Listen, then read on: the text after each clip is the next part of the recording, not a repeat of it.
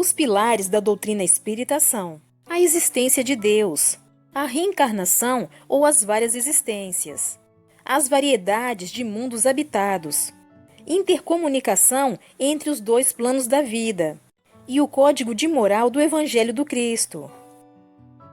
Vamos iniciar a leitura de um novo livro. Confesso a vocês que eu ainda não li e vou ler junto com vocês.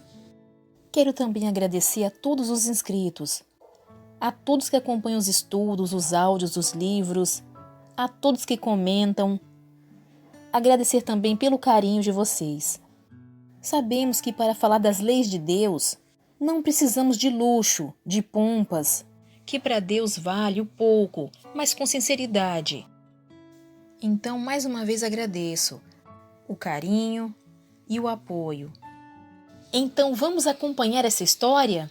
Conto com a participação de todos vocês. Muito obrigada.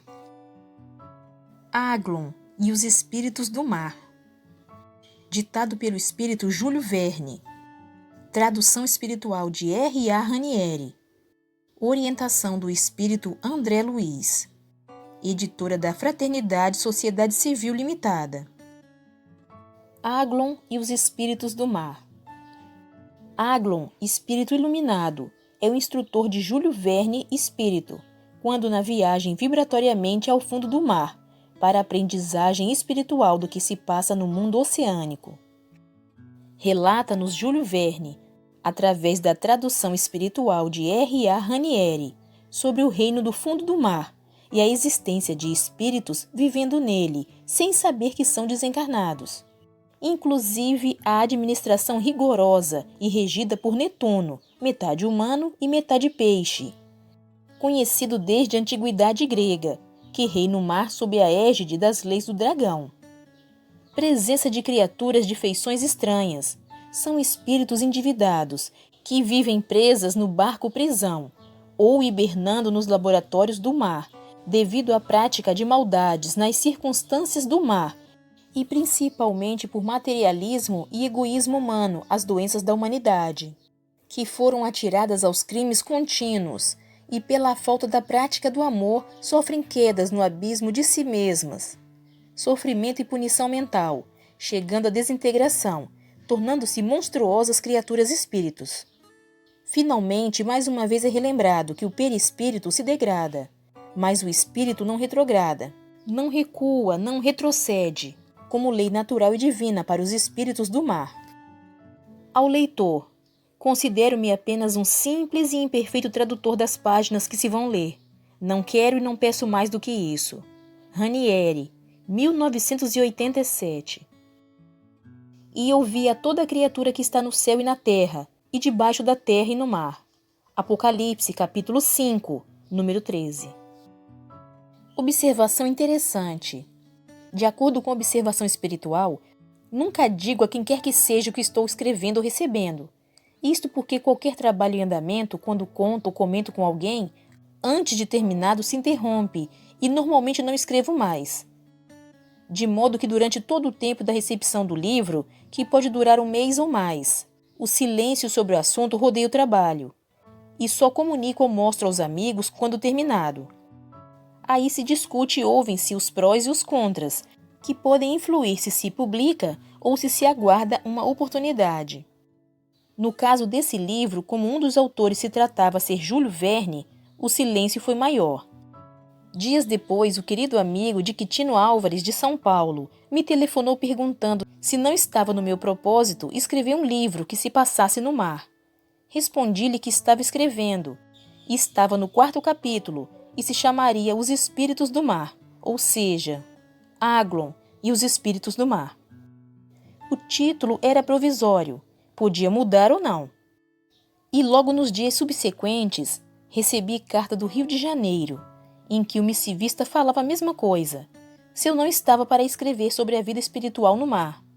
A não ser ao Diquitino, não disse nada a ninguém a respeito de Júlio Verne.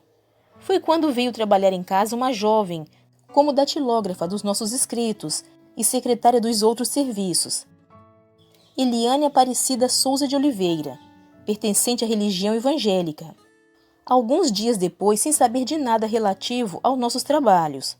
Logo de manhã cedo me perguntou: o senhor está escrevendo alguma coisa com algo ou alguém chamado Júlio Verne? Por quê?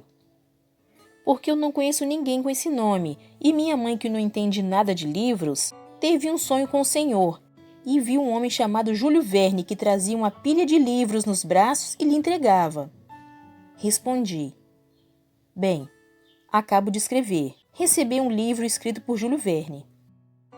Ela ficou profundamente admirada, principalmente quando lhe disse que era o espírito Júlio Verne, e acrescentei: ele escreveu, e você vai datilografar.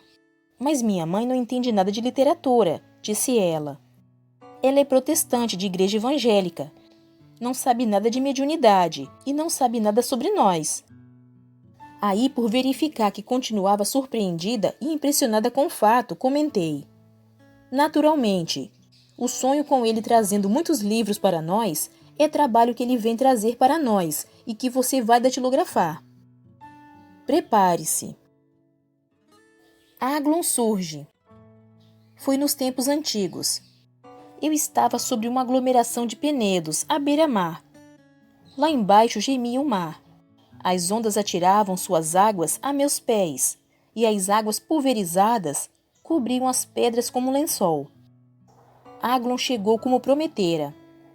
Viera como um pássaro e disse: de onde venho, decidem os deuses imortais. Estranhei a linguagem. Não se assuste, meu filho. O governo dos mundos quem dirige é anjo. Os anjos governam os mundos. Abaixei a cabeça humildemente. Aglon, segundo me disseram uma vez, fora romano, e aquela era a linguagem dos romanos. Mergulho às profundezas. O oceano se estendia à minha visão na sua imensidade. Contemplei a extensão que ainda me parecia infinita, e as ondas às vezes atingiam alturas espantosas. Vamos! Convidou-me Aglon. Segui-o. Deslizamos sobre as águas, e repentinamente, como duas gaivotas, mergulhamos. Nossa vibração mais leve levou-nos quase que instantaneamente às profundezas, e notei que, de repente, tudo se tornara sereno e calmo. À distância, pareceu-me divisar uma enorme sombra de um navio encalhado. Aproximamo-nos e, de fato, era um brigue antigo holandês, ou quem sabe inglês, lembrando a pirataria. Aglon falou: não se assuste, encontraremos criaturas aí. No fundo do mar? Sim, no fundo do mar. Algumas continuam ativas, outras não. Admirei-me. Há muita gente na Terra que não sabe disso. Aqui também. E riu. Lembrei-me que eu também não sabia. Só agora estava tomando conhecimento, apesar de ter atravessado há tempos um mar de gelatina. Princípio espiritual. Entramos e vimos alguns espíritos por ali. O cozinheiro do navio estava cozinhando e alguns marinheiros lavavam o barco. O capitão parecia ser o capitão, um tipo de pirata, dava ordens. Aglon falou: creio que não sabem que já morreram e que agora são apenas espíritos. Surpreendi-me. Percebendo meu assombro, Aglon esclareceu: meu filho, a vida existe em toda parte, no céu, na terra, no ar e no mar. Apenas o ambiente em que vivem varia de densidade e estrutura. Um é terra, outro é água, outro é ar, e assim por diante. Deus, em sua infinita bondade e em sua suprema inteligência, faz os habitantes dessas regiões ou ambientes de conformidade com essas estruturas. Nem todos os seres existentes no universo respiram oxigênio como na Terra. A máquina que conduz o princípio espiritual não é igual em toda parte, e a inteligência não se situa também na mesma posição em que fica no corpo humano. O castelo da mente mantém-se na máquina humana, mas a sensibilidade, a visão, até a humanidade, através de alguns pesquisadores estudiosos, como Segor e de Rochas e outros, já verificaram que pode, em condições especiais, se manifestar por outras partes do organismo físico, nuca, garganta, peito, na parte inferior, onde se situa o plexo solar. Na realidade, sabemos aqui, em nosso plano, que todos os plexos podem servir como órgãos da visão. Quedei-me, ouvindo a exposição do espírito. Meus olhos, no entanto, contemplavam a massa de água marítima que irradiava a luz de todas as cores em trilhões de partículas. Para minha visão agora ampliada por Aglon, a água não se parecia em nada com a água vista da superfície. Admirado, perguntei: por que o homem não vê lá em cima a água assim multicor como nós vemos? É apenas uma questão de frequência de vibração dos olhos que possua. Lá como aqui, a natureza é a mesma. Apenas o homem não tem condições de ver. Quando ele evoluir, verá.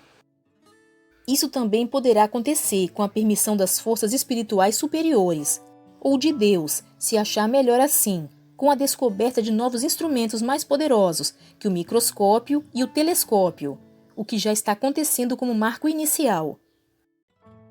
Mergulhado naquele oceano multicolorido, parecia-me estar naquela mata coberta de vagalumes sob o céu estrelado, que nos descreve o artista no livro Canaã.